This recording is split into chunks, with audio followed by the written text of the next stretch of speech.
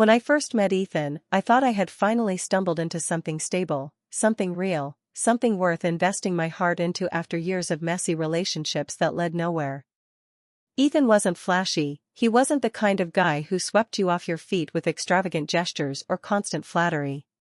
He was quiet, steady, and gave off this comforting vibe that felt like home, and after a string of dating disasters, that was exactly what I thought I needed. He had a son, Mason, who was 7 when I first met him, and I won't lie, I was nervous about stepping into the role of girlfriend while a kid was involved. But Ethan introduced us slowly, and Mason was polite, shy, and actually pretty sweet once he warmed up. I remember thinking, okay, maybe this is what grown-up love looks like, not just romance but family and responsibility. What I didn't realize back then was that responsibility was going to be twisted into something else, into something I couldn't have imagined in my worst dreams. At first, it felt normal, natural even. Ethan would ask if I could pick Mason up from school if he got caught up at work, and I'd say yes because I genuinely liked the kid. Sometimes I'd take him to get ice cream, or we'd stop by the park, and it felt good, like I was part of something bigger than myself. But then the requests started coming more frequently. Ethan's job kept him late, or so he said, and suddenly I was the one driving Mason to soccer practice, making sure he had dinner, helping him with homework. Ethan would show up hours later, tired and grateful, thanking me for stepping up. At first, I believed him. I thought he was just overwhelmed as a single dad trying to make it work. But soon it became clear that this wasn't just a temporary arrangement, this was becoming my life, even though I hadn't signed up for it. The turning point came about 6 months into our relationship when Ethan casually dropped a comment over dinner. We were sitting in his kitchen, Mason was upstairs, and Ethan said, "You're so good with him, it's like you were meant to be a mom." Honestly, I don't know how I managed before you. I smiled, flattered but also a little uneasy, because there was this underlying assumption in his tone that I was already filling the role permanently, like it wasn't even up for discussion. That uneasiness grew over time, especially when I noticed that Ethan's work emergencies didn't always add up. One night, I drove Mason home from a late practice, and as we pulled into the driveway, I saw Ethan's car parked a few blocks away at a bar. Mason didn't notice, but I did. My stomach dropped. I didn't say anything at first, but I started to watch more closely. The late nights, the excuses, the sudden overtime didn't look like work anymore, they looked like freedom, like Ethan had found a way to outsource his parenting duties to me while he lived like a single man. And the scary part was, Mason was starting to see me as his primary caregiver too. He'd call out for me instead of Ethan when he had nightmares, he'd show me his school drawings first, he'd even slip and say things like, "When you're my mom," as if that was already decided. Ethan didn't correct him, he just smiled, like the trap was closing in and I was too naive to notice. But I did notice. The real problem was that I didn't know how to confront it. How do you tell a man you're dating that you're not his built-in babysitter, that you didn't sign up to raise his child while he enjoyed himself? The more I thought about it, the more I realized Ethan wasn't just letting this happen, he was orchestrating it. He wanted me in that role, permanently. And he wasn't the only one.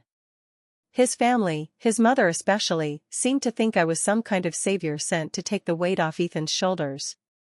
At Thanksgiving, she actually said, right in front of everyone, "Finally, Mason has a mother figure who can take care of him, and Ethan can focus on his career again." I sat there, fork frozen halfway to my mouth, wondering if they all saw me as nothing more than a convenient solution. I told myself I'd give it more time, that maybe I was overreacting, that love meant compromise and maybe this was just part of the package. But the deeper I went, the clearer it became. I wasn't building a life with Ethan. I was being trapped in one. The real unraveling started when I began noticing the way Ethan would speak about our future as if I had no say in it. One evening we were at his mom's house for dinner, and she brought out a box of Mason's baby clothes, smiling warmly as she said, "You'll need these again soon." I laughed awkwardly, assuming she was joking, but Ethan looked at her and said, "Yeah, once she settles in, we'll give Mason a little brother or sister." I nearly choked on my food. We had never discussed kids of our own, not once, yet here he was casually promising a future where I was not only raising Mason full-time but also expected to expand the family. The worst part was how natural it sounded to him, like he'd already made the decision and all I had to do was comply. That was the night I realized the depth of the trap. Ethan wasn't simply grateful for my help, he was grooming me into a permanent caretaker role, the unpaid nanny turned live-in mom.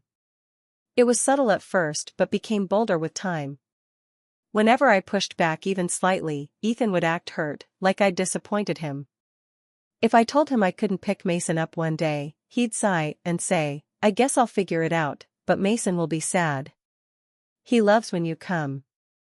He knew that guilt would hit me, and it always did. I didn't want to let Mason down, the kid was innocent in all of this. That's what made the whole situation so twisted. Ethan was using his son's needs as leverage to box me in. Things escalated when Ethan got a promotion.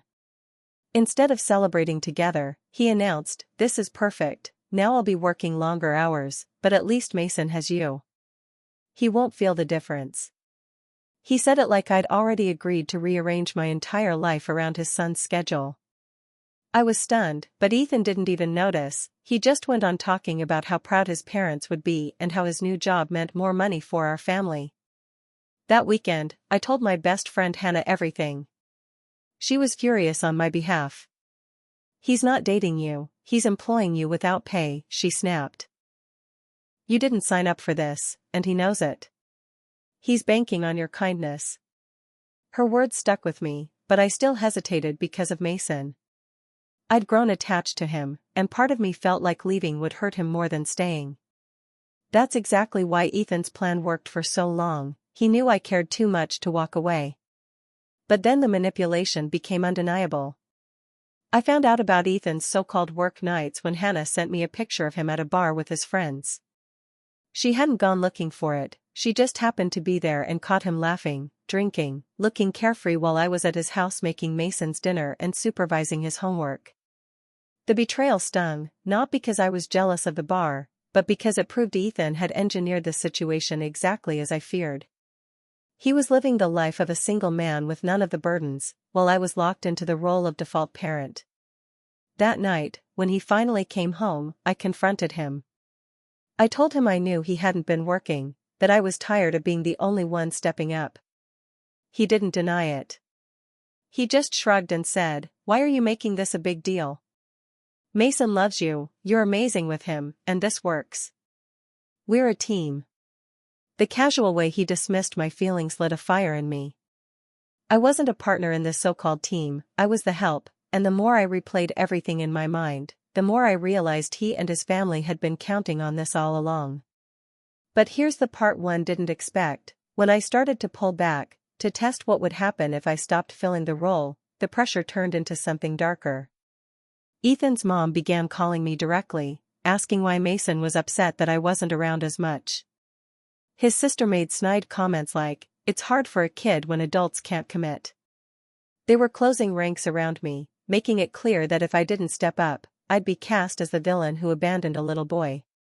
The guilt was unbearable, but so was the thought of being trapped forever. I felt like I was standing on the edge of a cage that was about to lock shut. The only thing I hadn't figured out yet was how to escape without destroying Mason in the process. And then, just as I was weighing my options, I stumbled on something in Ethan's drawer that changed everything. It happened on a Saturday morning when Ethan had taken Mason to soccer practice, and I stayed behind because I claimed I wasn't feeling well. The truth was, I needed a moment to breathe, a break from the suffocating routine that had become my life. While looking for a phone charger in his nightstand drawer, I found something I wasn't supposed to see. At first it was just a stack of papers, receipts, notes, and envelopes, but then my hand brushed against a folder, neatly labeled with my name. My blood ran cold. I opened it, and what I saw inside confirmed everything I'd feared and more. There were schedules written in Ethan's handwriting, detailing Mason's school drop-offs, pickups, extracurriculars, all with my initials next to them, as if I had already committed to them permanently. Underneath the schedules, I found printed emails between Ethan and his mom. In one, she wrote, "She's perfect for this role. Once she moves in, Mason will finally have the mother he needs. Don't let her slip away. Ethan had replied, I know, I'm working on it. She already does most of it anyway. Once I propose, she'll have no choice but to settle in. My hands shook as I read those words again and again, no choice. They weren't just assuming, they were planning, manipulating, and setting me up for a life I hadn't agreed to. There was even a drafted budget where Ethan had written that once I was full-time with Mason, he could focus entirely on his career. No mention of my job, my dreams, my independence, just his life, his career, his comfort, with me as the silent caretaker in the background. My vision blurred with rage and fear. I wasn't his girlfriend. I was his strategy. Every kind gesture I thought was love, every compliment about me being good with Mason, it wasn't admiration, it was grooming. That night, when Ethan returned, I couldn't even look at him without seeing the folder in my mind. He noticed my silence and asked what was wrong, but I lied, saying I was just tired. I needed time to plan. Exploding right then would only give him the chance to twist things, to play the victim, to guilt-trip me again. I had to be smarter. Over the next week, I started documenting everything. Every message from his mom, every time Ethan ditched responsibility, every moment that proved I was carrying the weight alone. Hannah told me I was right to gather evidence, in case things got messy, because she had a bad feeling Ethan wouldn't let me go easily once he realized I was pulling away. And she was right. Because when I tried to take a step back, saying I needed more time for work, telling Ethan I couldn't watch Mason some nights, the reaction was immediate and terrifying. Ethan didn't beg. He didn't apologize. He got cold. He said things like, I thought you loved him, and what kind of future are we supposed to have if you're not willing to step up? His family joined in too, subtly at first, then openly. His mom cornered me at a family barbecue and whispered, you can't just walk away. Mason needs stability, and you're the only one who gives it to him. It wasn't a request. It was a demand. I realized then that they weren't going to let me walk away quietly. They wanted me cemented in that role, ring on my finger, key to the house, legally and emotionally trapped. But I had no intention of being their prisoner. So I played along. I smiled, I nodded, I pretended everything was fine. And behind closed doors, I built my escape plan. I started looking for new apartments in secret, I saved money quietly, I told Hannah everything so someone outside knew what was going on. But the universe decided to throw me a twist before I could execute it. One night, Ethan came home with a smug smile and a small velvet box in his hand. He hadn't proposed yet, but he was about to, and I knew if I let him open that box, I'd be in deeper than ever. The question was, would I find a way to reject him without triggering the trap they had so carefully set, or would I need to outsmart all of them in one final move? When Ethan pulled out the small velvet box, my stomach dropped like I was strapped into a roller coaster I never agreed to ride. He didn't even bother with romance. No candlelight, no heartfelt speech, no trembling nerves like you'd expect from someone genuinely proposing out of love. He just plopped down on the couch next to me, Mason asleep upstairs, and said with a smug, rehearsed smile, it's time, don't you think? He opened the box, and inside was a modest diamond ring, not flashy, not personal, just practical, like everything else he did. My heart pounded so loudly I was sure he could hear it. I froze, every instinct screaming at me to say no, but I also knew saying no outright in that moment would snap the trap shut in another way. His mother's words echoed in my mind, his family's expectations, all the pressure that had been closing in around me for months. If I rejected him then and there, they'd turn on me completely, and I'd have no time to execute the plan I'd been quietly preparing. So I forced a shaky smile, pretended to be overwhelmed, and said, wow, Ethan. I didn't expect this tonight. I didn't say yes. I didn't say no. I gave him just enough to keep him from seeing the storm in my head. His face lit up like he thought he'd won, and that smug satisfaction in his eyes made me want to scream. He slipped the ring onto my finger without even asking again, like the decision was already made, like my silence was consent. "This is perfect," he said, pulling me into a hug. "Now everything's official. You, me, Mason, our family." My skin crawled, but I hugged him back because I had to. That night, lying awake with the ring digging into my finger, I realized the clock had started ticking. If I didn't get out soon, I never would. From then on, every move I made had to be calculated. I started stashing cash, telling Ethan I was picking up extra shifts at work when really I was meeting with Hannah to strategize. I looked at apartments under the guise of helping a friend search. I backed up my evidence onto a flash drive I kept hidden in the lining of my purse. I even started gathering my personal documents from Ethan's house little by little, so he wouldn't notice. But as I prepared, Ethan and his family tightened their grip. His mom called me daily to talk about wedding venues and dress shops. His sister added me to group chats about bachelorette plans. Ethan himself became more controlling, asking where I was, who I was with, when I'd be home. It was like the proposal had flipped a switch, and now they all believed I was theirs to command. One evening, when Ethan insisted we go to his mom's house, I overheard something that sealed my decision forever. I went into the kitchen to grab a drink, and from the dining room, I heard his mom say, "Now that she's locked in, you can finally relax. She'll take care of Mason, and you can focus on your career." Exactly what we planned. Ethan laughed and said, "I told you. She's perfect. She thinks she's part of the family now." I gripped the counter so hard my knuckles turned white. They weren't even hiding it anymore. This wasn't love.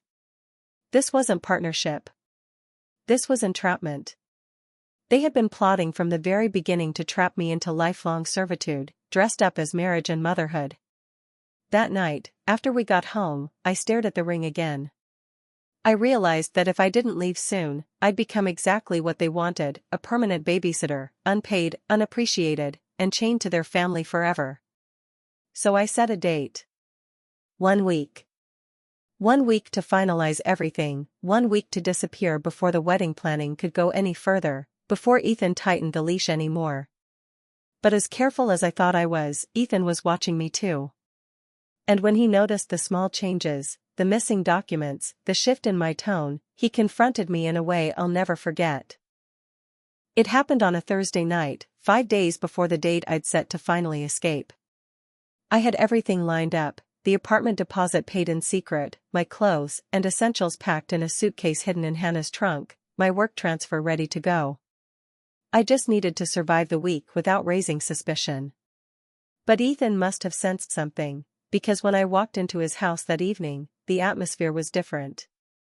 He was sitting on the couch, the velvet ring box open on the coffee table even though I was already wearing the ring, and his eyes were fixed on me in a way that made my skin crawl. "We need to talk," he said flatly. My heart hammered. I sat down slowly, trying to mask the panic in my chest. "About what?" I asked, keeping my voice as neutral as I could. He leaned forward, elbows on his knees, his voice low but sharp. "You've been different. Distant. Don't think I haven't noticed. You're hiding something, and I need to know what it is." For a split second, I considered telling him the truth, laying it all out, the folder, the emails, the manipulation, but then I saw the flicker of suspicion in his eyes and knew it wouldn't make a difference. He'd deny, twist, and trap me even tighter. So I played dumb. "I'm just stressed from work," I lied. "That's all." But he didn't buy it. He stood abruptly, pacing like a caged animal. "You think I don't know? My mom said you've been pulling away, making excuses. You can't do this, not after everything we've built." His voice rose, sharp enough to make Mason, who was upstairs, call down nervously, "Dad?" Ethan instantly lowered his tone, forcing a calm smile as he called back, "It's fine, bud, go back to bed." Then he turned to me, and the mask slipped again. His eyes hardened. "You're not leaving. You're part of this family now. You're Mason's mother, whether you like it or not." The words chilled me to the bone. He wasn't proposing anymore, he was commanding. The folder, the emails, the comments from his mom, they all crystallized into that single terrifying moment. I realized then that if I didn't act immediately, I might never get out. So I smiled, forced and brittle, and said softly, "You're right. I'm sorry. I've just been overwhelmed." He relaxed slightly, enough to believe he'd won, and I excused myself to the bathroom. Once inside, I locked the door, my hands shaking as I texted Hannah one word, "Now." She knew what it meant. She was parked 2 blocks away, waiting for my signal. I splashed water on my face, forced myself to breathe, then walked back out as calmly as I could. Ethan was sitting again, scrolling on his phone, muttering about how we needed to set a wedding date soon. I nodded, pretending to listen, then said I needed to grab something from my car. He barely looked up. That was my chance. I slipped out the front door, my heart pounding so loud I could hear it in my ears. The night air hit me like a slap, sharp and freeing. I didn't look back. I sprinted down the block, and when I saw Hannah's headlights flash, relief nearly dropped me to my knees. I dove into her car, and we sped off before Ethan even realized I was gone. My phone started buzzing with his calls, then texts, then messages from his mom, his sister, all of them pouring in like venom. They accused me of betrayal, of abandoning Mason, of ruining their family. But I didn't answer. Not one word. I changed my number the next day, blocked every account, and moved into my new apartment that weekend. It wasn't easy. For weeks, I woke up expecting Ethan to be outside my door, expecting his family to show up and drag me back. I missed Mason, too, his innocence, his smile, the way he trusted me. That was the hardest part. But I knew staying would have destroyed me. Mason deserved love, but not at the cost of me sacrificing my freedom to people who only saw me as a babysitter for life. It's been a year now. Sometimes I wonder if Ethan ever told Mason the truth, or if he just spun another story to make himself look like the victim. But I know the truth, and I know I escaped a cage they thought they had locked. They underestimated me. They thought kindness meant weakness, that love meant obedience. But they were wrong. I wasn't their babysitter. I wasn't their plan. I was the one who got away. And I don't regret it for a second.